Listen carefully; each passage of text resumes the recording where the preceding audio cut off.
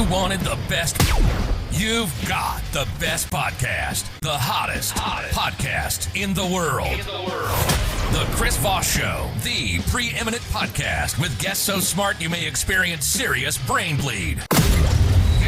Get ready. Strap yourself in. Keep your hands, arms, and legs inside the vehicle at all times, because you're about to go on a monster education roller coaster with your brain. Now, here's your host, Chris Voss. Hey folks, Chris Voss here from thechrisvossshow.com, thechrisvossshow.com. Hey, we're coming here with another great podcast. We certainly appreciate you guys tuning in. Oh my gosh, you've tuned in for another podcast.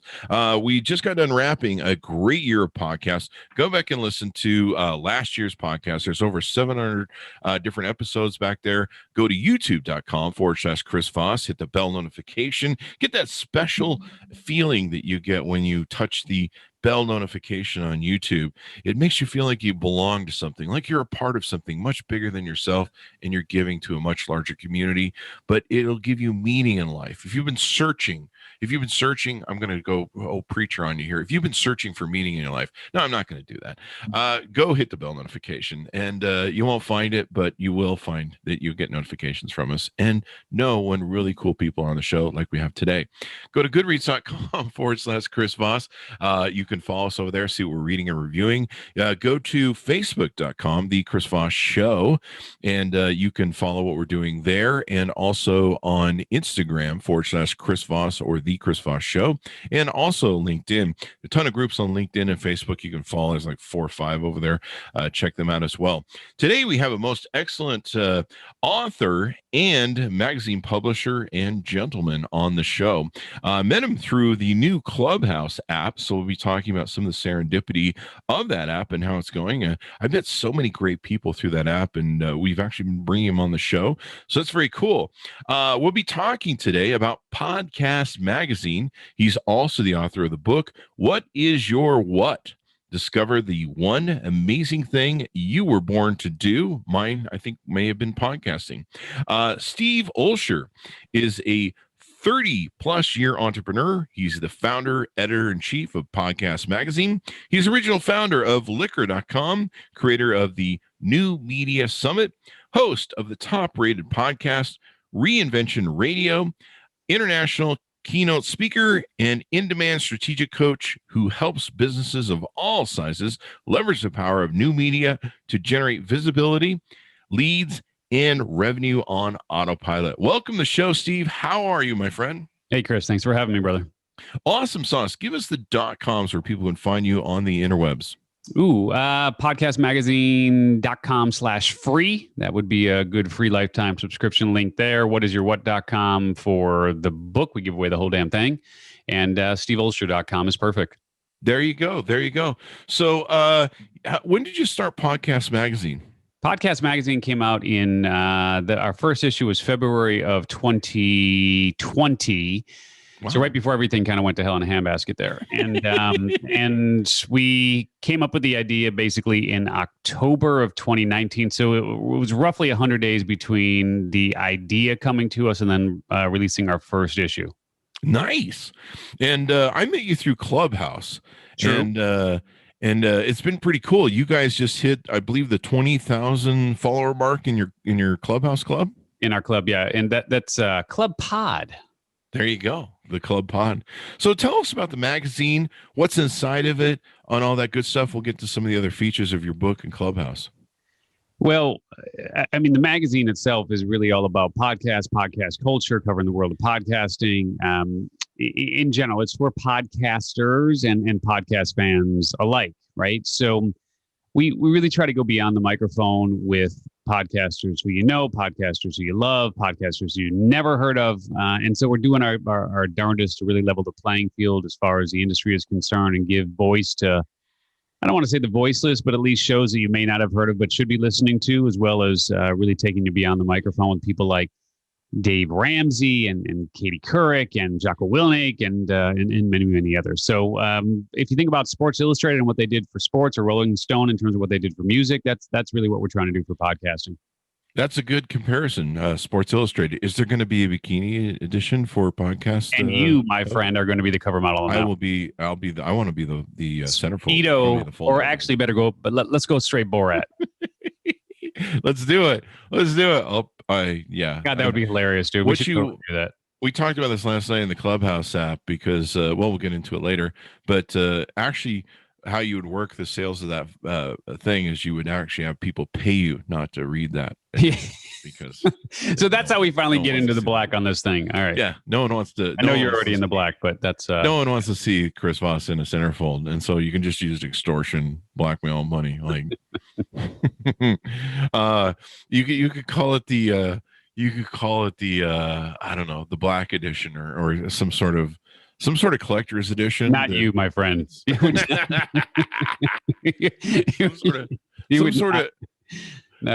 Some sort of edition like the violator edition or the I think they actually would be called the last issue. Yeah, the last issue. That's how we're going to sign off on this thing.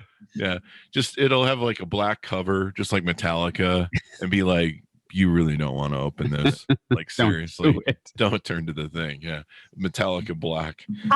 Eyes. There you go.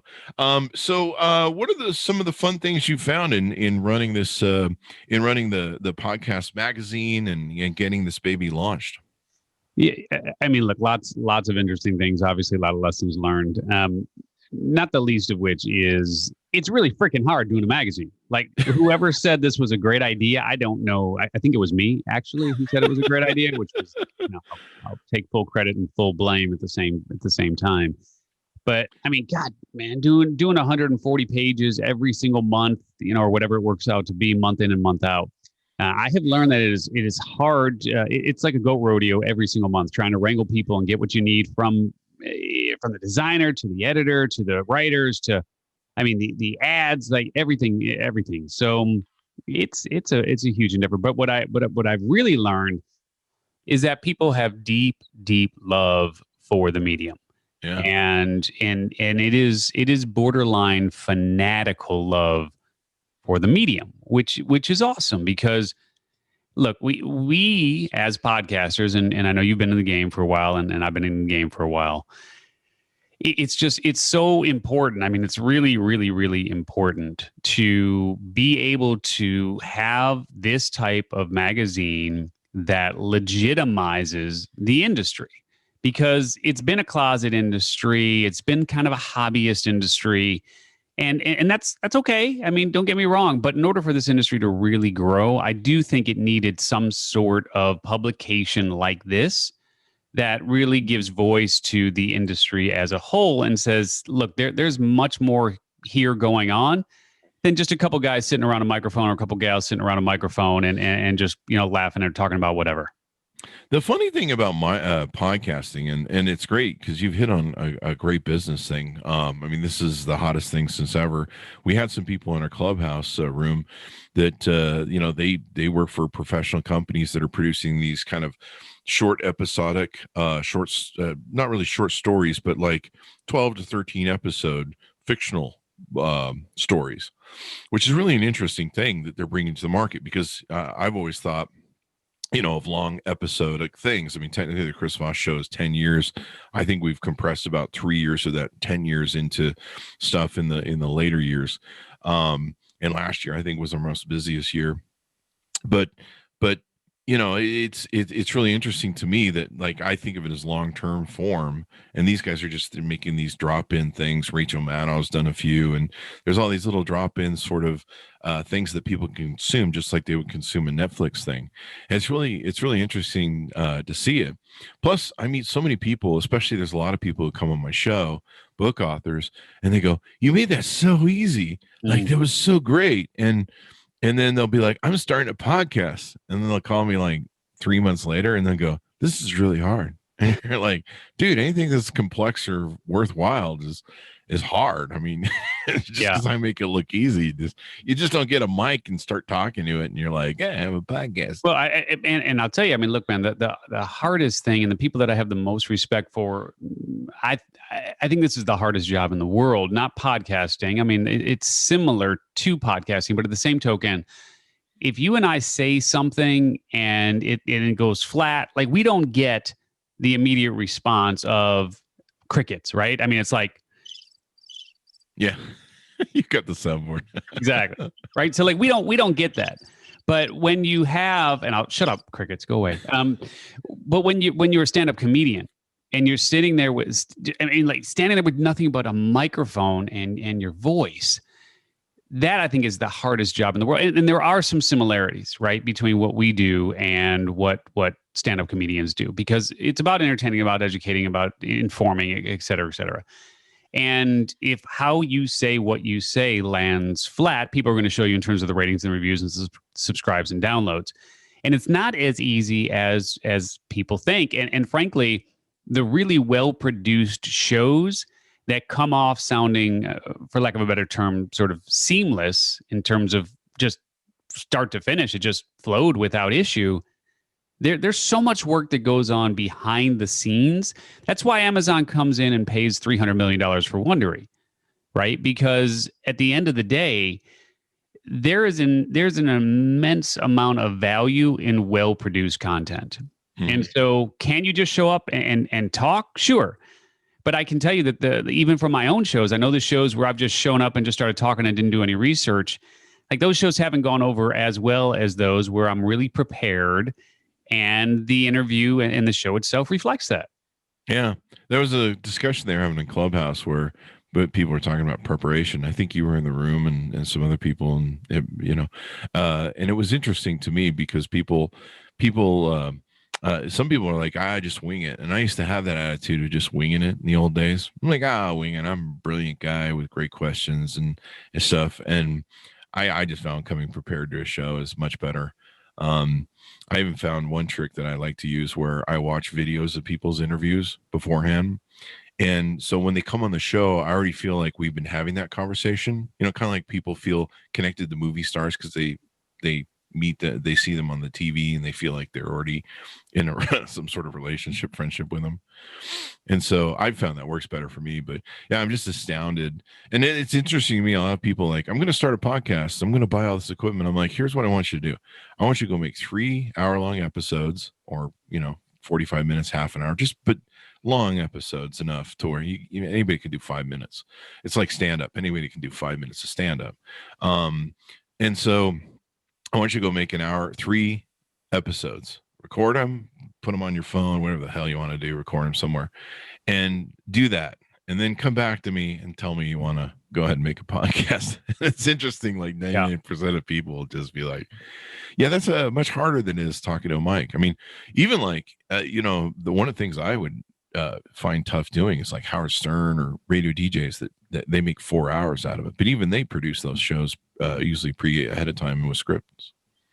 Yeah. Yeah. And again, what those folks are doing that make it look so easy, that's why they get paid what they get paid. I mean, you can't have a show like Howard Stern's without actually having a team behind the microphone. And I just think that people, it's like Stephen Colbert. When you watch Colbert or Saturday Night Live, like those people are just not showing up and going, hey, let's do a skit about this. Or Colbert is saying, I mean, like even if I don't know if you watch Colbert or not, but he's got his Meanwhile thing. And the introduction to Meanwhile has become like this huge, ridiculous dissertation of the most ridiculous things that you could ever jumble together as an intro to a particular segment. And it's like taking on a life of its own.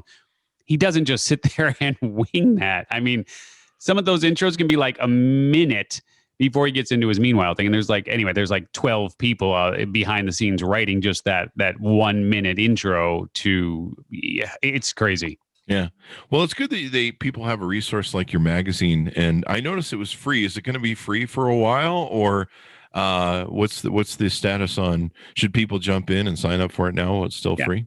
Yeah, I mean, look, we do have paid subscription options for sure. So we have both. We have paid subscription options, and then we also have the free lifetime subscription. So if people want to get a digital copy of the magazine every single month, I mean, for right now, we're just focused on building our community. So that's why we do podcastmagazine.com/free. But there are people who want the print version. Of course, the print version, well, that costs money, right? It costs money for us to print, costs money for us to ship. So for now, the digital version, although you can subscribe and get some bonuses if you want to do that, that's certainly something you can do.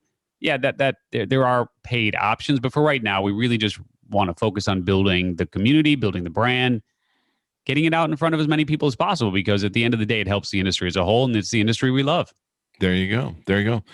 So let's talk about your book. What is your what? Discover the one amazing thing, you were please don't do our born to voiceovers do. anymore. Yes. What's that? No, I'm playing, Chris. I said, please don't do our voiceover work anymore. Yeah, right. What is your what? Discover the one amazing thing you were born to do. You can order up on Amazon. Give us a rundown on the book and what it's about. It's really just about discovering the one thing that truly puts fire in your soul. It represents how you're naturally wired to excel. Because the reality is, for all of us, we're naturally wired to excel in very specific ways. And most of us will spend a lifetime just trying to figure out exactly what that is, right? So it breaks down the what I have termed as the what is your what framework, which is really just understanding what your core gift is. For you, it could be communicating, it could be teaching, it might be for others healing or entertaining or enrolling or protecting or whatever that might be. But we all have a core gift. And so it's a matter of understanding what that core gift is, and then having clarity on the primary vehicle that you will use to share that gift. And then ultimately, who are the people that you are most compelled to serve? And so it's a combination of the gift, the vehicle, and the people that make up the what is your what framework. And my goal is to help the reader figure out exactly what their what is. Again, the gift, the vehicle, and the people. And then how do you go out and share and monetize that gift? Because ultimately, at the end of the day, you want to do something that you love doing, something that you're really good at doing, and then something that you can get paid for. Cool. Unfortunately, my gift is sleeping, and I haven't figured out how to monetize that yet. So I'm probably need to pick up your book. Yeah. And you're more than just a sleeper. I don't know, man. It's wintertime. I want to hibernate, and I'm visiting Utah for coronavirus, taking care of family up here, and I'm normally in Vegas in my nice little warm cocoon environment down there. And I'm up here and I'm freezing my butt off. So I just want to crawl into the fetal position in bed and never leave until spring. Yeah. That's pretty much my thing. So once I can figure out how to make some money on that, can I do like an OnlyFans where I just record myself sleeping? Don't people do that in Japan or something? They probably do. I don't know. You get paid for sleep studies. They do everything in Japan. So they do. There you go. Anything more you want to plug in the book? Looks like you talked to Guy Kawasaki, Chris Brogan, Jack Canfield, both wonderful guys that I know. Yeah. And then you talked about some of your experiences at 25. Well, you're a 30 plus interview or 30 plus year entrepreneur now. Yeah. I would just simply say, as far as the book is concerned, for those of you who are kind of waking up and dreading the day, or just not really waking up, feeling like, there's enough hours in the day to get done what you really got to get done, it's probably time to reassess. It's probably time to start looking at, look, we've been given a limited amount of time here on this planet. What do I want to do with the time that I've been given? And we can just kind of go from point A to point B. But if you can go from point A to point B and really do something that you absolutely just so love doing that you do it even if you didn't get paid a cent, why wouldn't you try to figure out what that is? Because it's possible for all of us to figure out what that is, and it's possible for all of us to live into that on the daily. Yeah. I kind of reminds me of that Jack Palance thing. Remember the Jack Palance thing? The one thing. The one thing. Yeah, you figure that out and everything else doesn't mean, everything falls right into place. I remember watching that movie and I was going through, I think, either a breakup or some business struggles. And I remember that kind of helped me focus in on the one thing. And I was like, what is the one thing that's important to me? Yeah. And the one thing is sleeping. So there's that. Yeah. Well, man, I tell you, there are people out there who get paid for the craziest things. And at the end of the day, as goofy as it sounds, there are people who would pay a fortune to be able to understand how to sleep well because they don't sleep, right? So think about somebody's pain, and I'm not even being facetious here. Like, there are people who just cannot sleep. They would pay anything to be able to be able to understand how to get a good night's sleep. So, like, there are people who make money in that field. Note to self: start podcast on how to sleep. All you really have to do, Steve man, says there's money in it. Dude, there are people making money, a ton of money right now with all of these apps and meditation apps and Calm. Yeah. Like, Calm just raised like $50 million because they just have like an old guy. Maybe it's you, actually. Did you do Probably. the soundtrack where there's like one track where the guy's just like,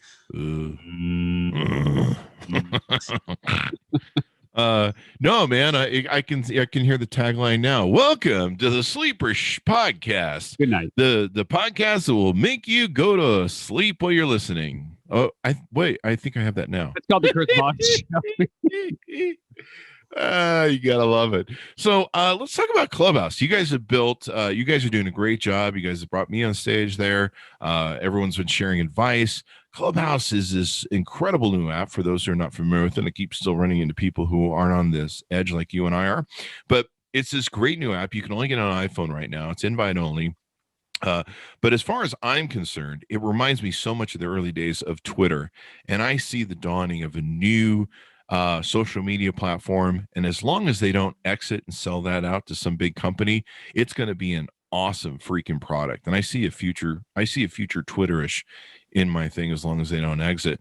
What do you think about Clubhouse app, and what are your thoughts on it and the club you built and stuff?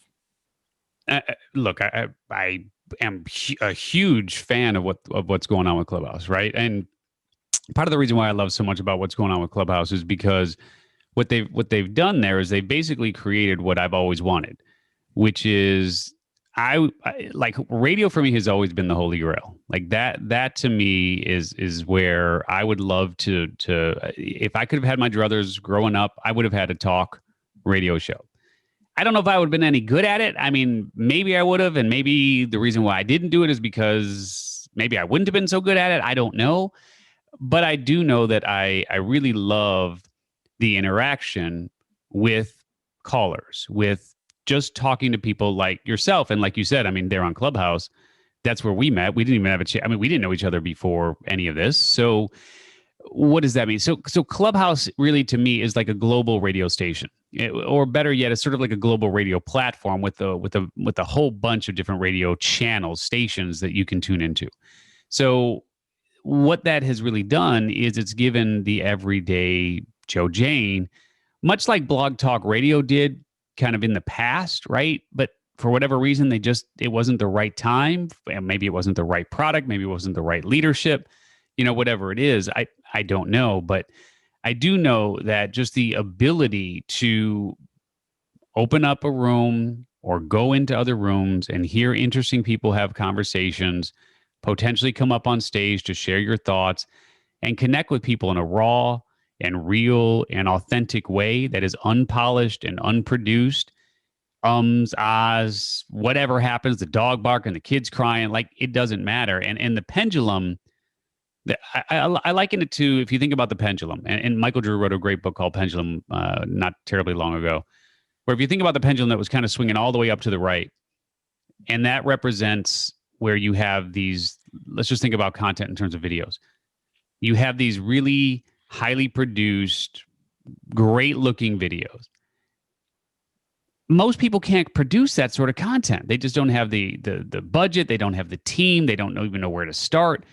And so you saw this cavern start to expand between the haves and the have-nots in the world of content creation.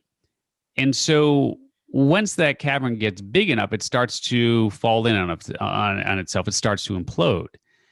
And so that's really what has been taking place now for some time. And then you start to see a lot of the backlash against the influencers and so on and so forth, because, again, too many people have too much of one thing.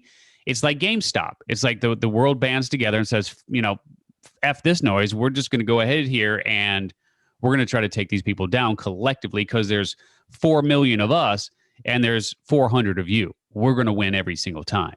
So when you look at Clubhouse and why I'm so bullish on it, and perhaps why you're so bullish on it as well, is because it really is the success of the platform and the success of the creators on that platform are reflective of those who don't give two craps about what something looks like.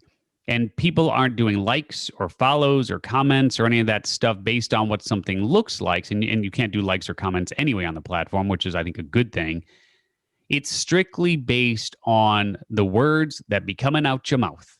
And if the words that come out your mouth resonates with someone, then they're going to give you that follow. And ultimately, at the end of the day, that's what this game is all about on Clubhouse, which is just being exactly who you are and not really trying to align yourself with a lot of the social media interests and games that have been played in social media for years and years and years. So it's probably not the world's best definition of why I'm so bullish on it, but at least it gives you a little bit of an understanding. It really is. I like your analogy of the radio channels to the rooms and stuff. I love that analogy. I grew up, I may have grown up like you. I don't mean to throw anybody into my bucket of my super old age, but I'm in that bucket with you, brother. We're both 30-year entrepreneurs. I grew up we grew up in that age where you would sit by the radio to play your favorite song. And the FM, Steely Dan or whatever the hell it was, and you would call the radio station like 50 times trying to get through. So you could either win the tickets to the Leonard Skinner concert at the arena, or you could get your favorite song played. And you would keep calling, it would be busy, and then sometimes you get that hookup line where you're in somewhere in that 17th call or whatever, and you're not sure if the DJ is going to pick up or whatever, or they pick up and they go, yeah, you didn't win, see you.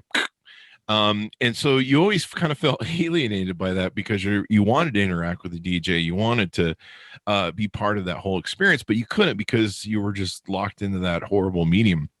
Now people can sit down with you and they can interact. And then, the other thing is number one, I have radio face. And so I get a lot of this shit on YouTube because we've been on YouTube for like 12 years. I can't put my face on YouTube. I get beat the hell up, and people will judge my content based upon my fatness and whether or not I'm the hottest thing. Even my fingers are fat. People will be like, you have fat fingers. And so it's really irritating to have your content judged by people's prejudices. And so, people have told me, look, Chris, you got a great voice. You got radio face, baby. Okay. I'm not winning followers on social media based on my cleavage, how good looking I am. The only thing I've got is what's inside Chris's brain, which isn't much. And, a few sticks I can rub together for fire. And so for me, it's a great content. And then for a lot of people, like I remember when I first got on Clubhouse, someone said to me, well, women really love this because it's just like Zoom, but you don't have to put on makeup and everything. Yeah. And like, there's so many people just laying in bed, listening to the thing as they fall asleep. I've done that. It's just crazy, the serendipity too, that's on there. Yeah. And you're right, because ultimately, when you look at video, and even for some guys, right? I mean, there are guys who are going to sit there and go, I just don't feel up to it. And even as you said before we got on here, you were talking about how you kind of got the sniffles, your dog got, hair on you, whatever. I mean, who knows, right? But you're just not feeling 100%. If this was just purely a Facebook Live or something of that nature, you might just be like, you know what, let's just delay this, right? But on Clubhouse, people don't care in that same way, again, because I think that if you think about it again in terms of the pendulum and how things kind of swing from one side to the other, I mean, it is absolutely swinging back towards that raw and real and authentic and just down and dirty who you are and what value do they bring to the table based on the words that you say. So the fact of the matter is that you take out the more obstacles and barriers that you take out in terms of content creation, then the more creators that you're going to be able to attract. So that is a huge barrier to content creation that they have eliminated in terms of going just straight audio. And quite frankly, it feels to me like the connections and the conversations that are being had are much more, let's just say, deeper than anything that I've ever seen. But I also will say that I think part of the reason why is because if you think about the other channels, Chris, what you see and what you hear is really a one-way conversation. Like even the people who are listening to this podcast now, they're raising their hand to say, yes, I want to hear that. They're downloading it. They're listening to it. But ultimately, they have no part of this conversation other than sitting there as a passive listener.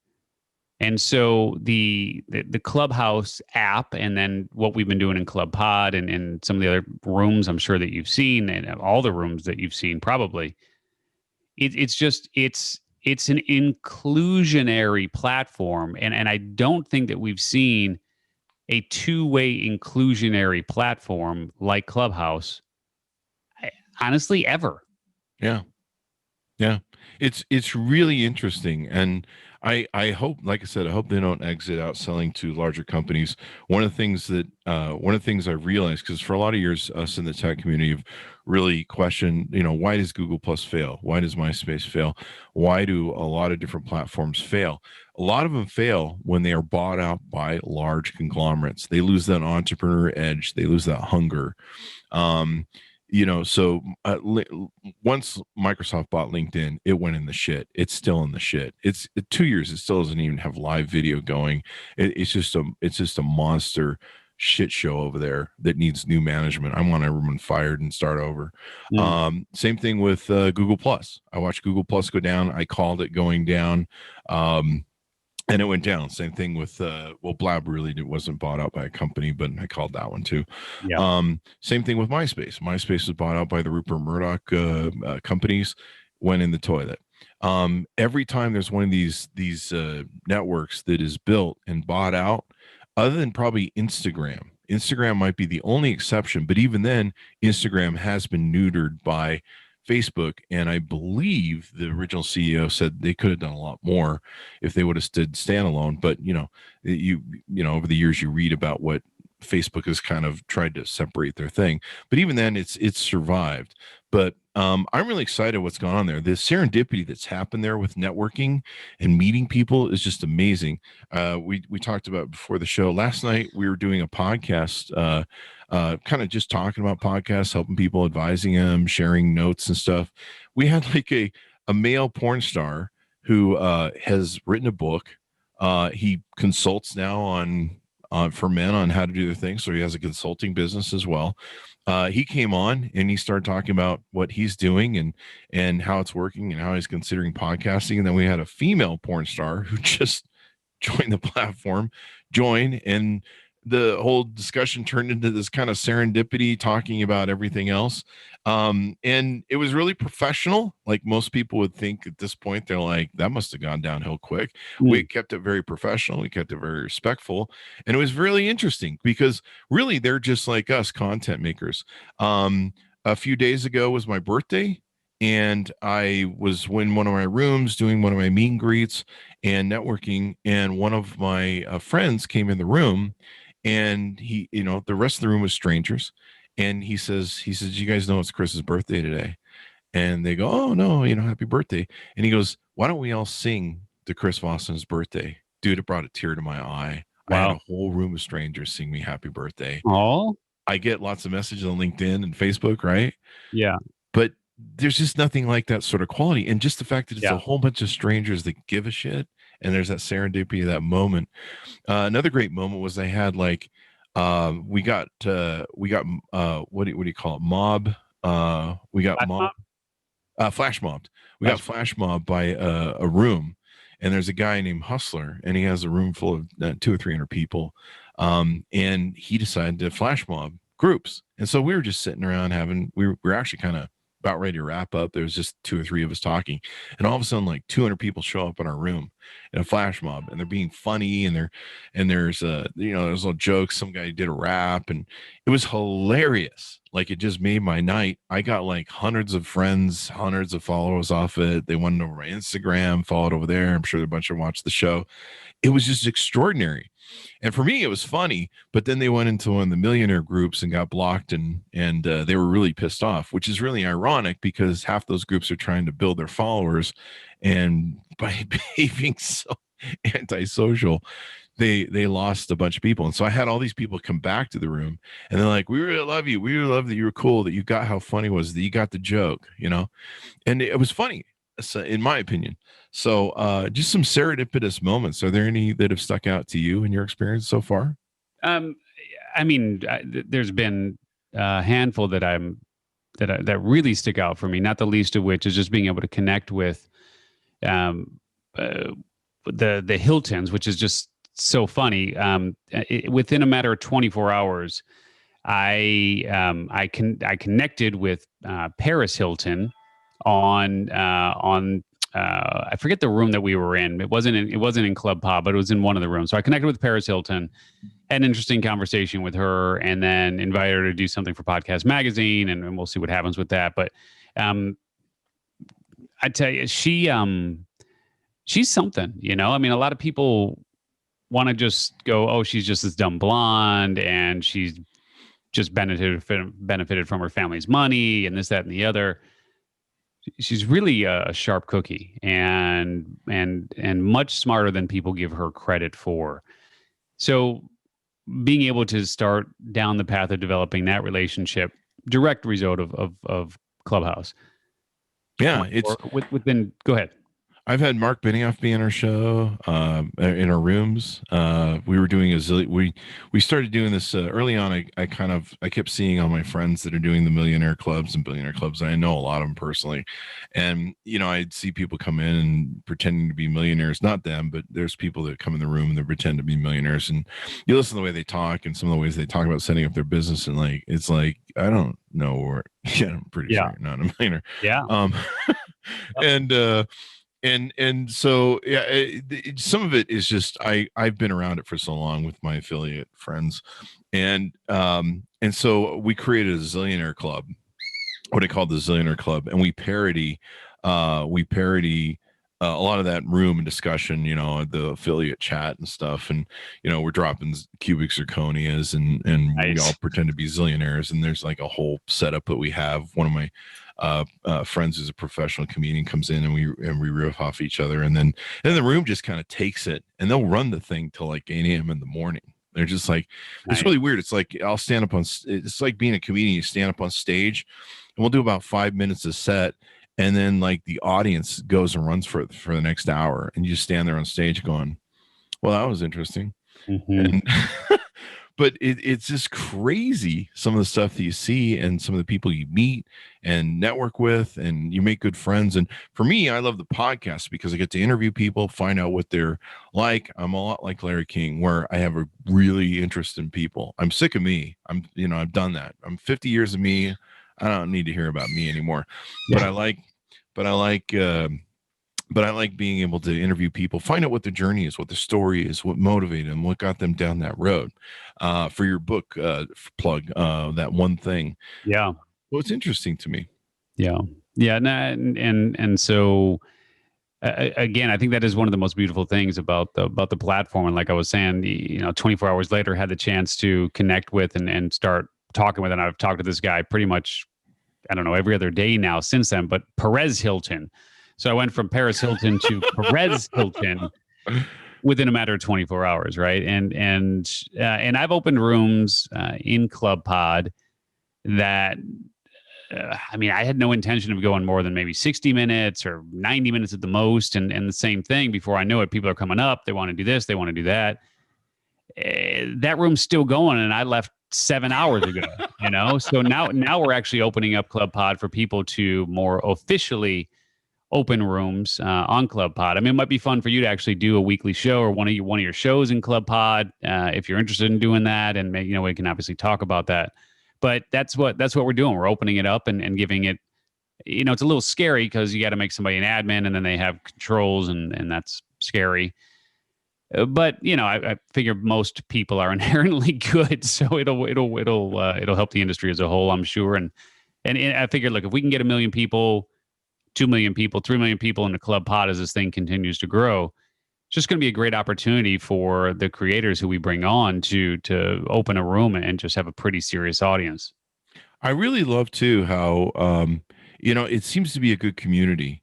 Like you go over Twitter and it's just a cesspool of toxicity. Yeah. And I've had people, write me and I'll be like, they'll write some hate or some spam at me on Twitter. And I'm like, dude, what the hell, man? And they're like, this is where you do it. This is what Twitter is. It's a toxic cesspool of this is what you do. You get me out of here. And what's nice about Clubhouse, it has, I've made people moderators and it has been pretty trustworthy for the most part. And it seems like the community kind of enforces that. Like someone the other last night kicked me out of my own room by accident because you pressed the wrong button, and there you go. and of course brought me back and said, I am sorry. And she said she'd done it in a big room the day before by accident. And the community just gave her some grilling. Yeah. And so I think it's really cool. I think it's really neat as to how that works. And I think the community you feel that expectation when you're in there for everything else. So cool. It's give us the plug on the Club Pod. Yeah. I mean, just as simple as it can be, Club Pod it's quickly become the largest podcast specific club on Clubhouse, and we've got over 21,000 members and followers now, and it's basically podcast central, and we cover all things related to podcasts, podcast culture, podcasting in general. Today we were talking about leveraging the power of traditional media and leveraging that against your podcast, and just all kinds of different conversations. People are recording live podcasts. Yesterday we did a live episode of Reinvention Radio, which is my show that I've been doing for a while. So yeah, man, there's just all kinds of fun stuff going on there. If you're in the podcast community, or if you love podcasts or want to find out more about podcasts, you're an aspiring podcaster, etc. So it's just a great place to hang out. Check it out. And podcasts are just so hot right now. Give us the plugs for the podcast magazine, if you would. Yeah, man. So again, podcastmagazine.com/free is the link we give out for folks to grab a free lifetime subscription. And we encourage you to join us for that ride. Sign up, check it out, and you can learn from a lot of different inspiring people that are developing great content, et cetera, et cetera. Appreciate you having me, brother. Thank you. Steve, thank you very much for being on the show and spending some time with us. We certainly appreciate it. Yeah, for sure. There you go, guys. Be sure to check it out. We've given you a lot of different data to check out. Order his book up on Amazon. What is your what? Discover the one amazing thing you were born to do. I'm going to go figure out how to monetize sleeping. And then my number 2 item is drinking coffee. So I'll figure out how to do that next. Also, go check out clubhouse.com. You may not be able to get in because it's invite only, but sign up on the iPhone or iOS apps, and that's the only availability it has on it. And if you have friends that are on the app, sometimes they can let you in. So just sign up and reserve your name and all that good stuff. And also, check out Podcast Magazine. You go to podcastmagazine.com. Thanks a bunch for tuning in. Be sure to go to youtube.com/Chris Voss. See the video version of this interview. Go to goodreads.com/Chris Voss. Go to facebook.com, The Chris Voss Show, and LinkedIn and Instagram as well. Thanks to Steve for being here. Thanks to my audience for tuning in. We'll see you next time.